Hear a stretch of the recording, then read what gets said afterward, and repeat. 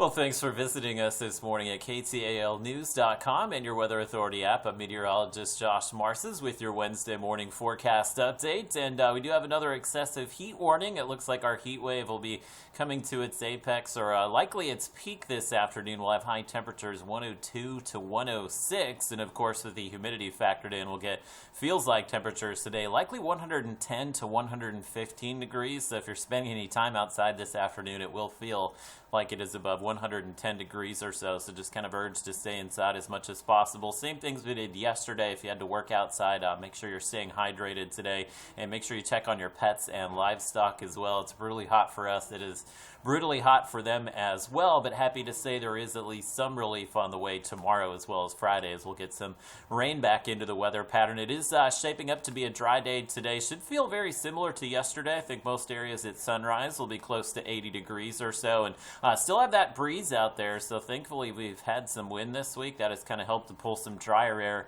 into the region, which is cut down on the humidity just a touch, but it's still very humid out there. We should have the southwest wind gusting to about 20 to 25 miles per hour again today, so fire danger remains fairly high, especially with the dry conditions that we've had. And you can see your highs today up to 106 in Texarkana. I'll have to check the record high for Texarkana is 106, so that would tie the record high, and the record high for Shreveport is 104, so we have us tying the record high in Shreveport, which was just set back in 2018. So potentially some record-breaking heat today. And a look at the heat index, again, these numbers will make your eyes kind of bulge out here as you hit about 2 or 3 p.m. You can see the numbers maybe as high as 117 in Texarkana. And I'll tell you what, Futurecast yesterday kind of nailed the heat index. We showed a lot of areas coming in at 112, and that's what we did feel yesterday afternoon. So definitely some potential there that it could feel like it's maybe 116 or 117 degrees. So our front here is triggering some rain just north of the Arklatex. I can't rule out maybe a few of these showers drifting in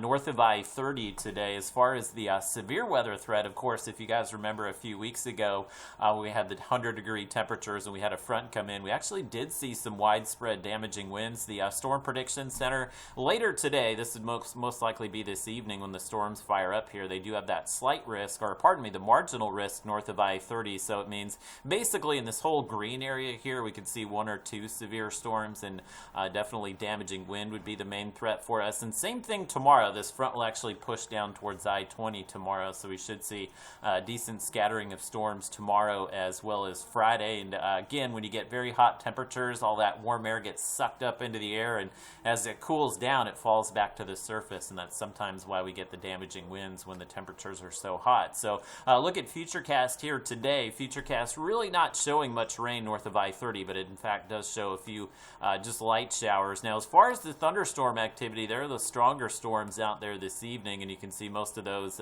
miss us to the northwest, but it is possible we could see, again, some high wind with a few of those storms, with the storms basically ending overnight. But as we warm up tomorrow, again, the front will refire some thunderstorms tomorrow afternoon, and just the increase in cloud cover and that chance of rainfall should drop most of us back into the 90s. It's not big heat relief, but I think we'd take 90s any day over the 106 that's being forecast today, and likely could see some locations pick up maybe half an inch to maybe up to 1 inch of rain, just depending on where the thunderstorms pop up. So it won't be a lot of rain, again, not enough to quench the drought conditions, and just a few days of rain here as we'll likely settle in close to 100 again as we move through the weekend, and likely near 100, and looks like some slight rain chances will be returning by the middle of next week as well.